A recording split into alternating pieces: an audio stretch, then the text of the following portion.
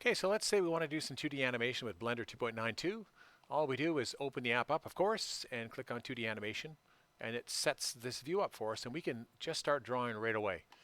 Now, we might want to draw a little bit darker, and we can increase the strength here, and we're good to go. I made another video if you want to look at that if you're using a tablet. But for now, I'm just going to keep drawing like this. And maybe what I want to do, actually, I'm going to go Control N. So this is another way to make a new file. I don't want to save this, don't save. I could also, of course, go File, New, and 2D Animation. And let's load an image into the background and start with that. So what I'm going to do, I'm in draw mode right now, but I'm going to switch to object mode. I'm going to click on Add. I'm going to add an image, make it a background image. And that background image is going to be in my downloads. And let's see if I can find it here. Okay, there we go. I'm going to scroll with the middle mouse button, zoom out a little bit, and then I'm going to just drag the corners to make this a little bit smaller. Click on the X, drag in the middle. Maybe I actually want it slightly bigger. Anyway, you can adjust it to whatever size you want and position it where you want inside of the drawing surface, the 2D surface. Okay, by the way, you can see that it is an object. I'm using the middle mouse button to scroll around. If you kind of get disoriented, just hit the 0 on the number pad, and that'll bring you back to your camera view, and you can look straight on. So what we want to do is we want to draw on top of this, and what we'll do inside of object mode is we're going to go down here to the Object Data Properties button.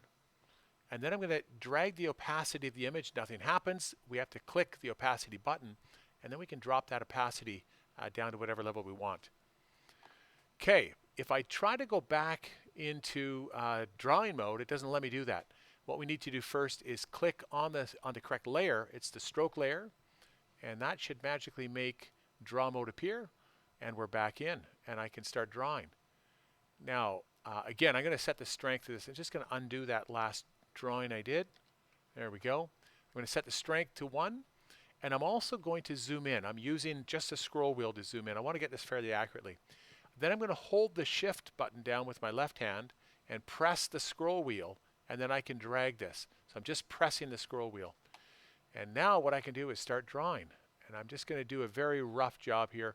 And again, I made another video if you want to actually draw a little more accurately. Here, let me just draw this part so I can, oh boy, this is really bad. Drawing with a mouse is not my forte. Okay, I'm going to draw this band here as well too. And then what we're going to do is we're going to take a look at the fills. And you notice that we've got lines and fills. So I can switch to the fills layer, which also switches things down here. Or I can just click on the fills layer and that switches it. And then what I'm going to do is go up here to Active Tools. And I can click on Brush Settings.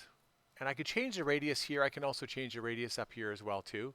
So I guess I don't really need to do anything in there. But what I'm going to do is switch to vertex color. And now if I change that color and draw, you can see it's going to actually draw with the color that I select. This is really handy and certainly faster than it used to be. Okay, but what we want to do though is we actually want to fill. And in order to fill with a specific color, let's say a yellow color, what we need to do is a couple of steps here.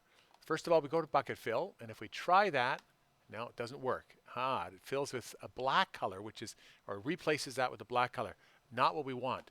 We have this set to solid stroke. So what we need to do is set this to solid fill, and then when we click, it starts to work. It's reset the color, but what I want to do is I want to set this to a different color. I'm going to set it to yellow, and now if I click inside of here, it should set itself to yellow. Now, I could probably do fills with the lines layer selected. So let's just try that. And I'm going to go to red here. I'm going to click here and see what happens. And you can see that it actually did seem to work.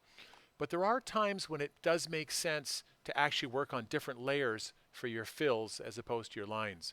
And with the lines, what I'll do is I'll just make them disappear. Okay, and now I'll make the fills disappear. And it just, for my sake, it helps to organize things. And you can see that line's a little bit rough. Whereas here, because it filled underneath, that line is very smooth. That's the way I always go. I always fill in layers.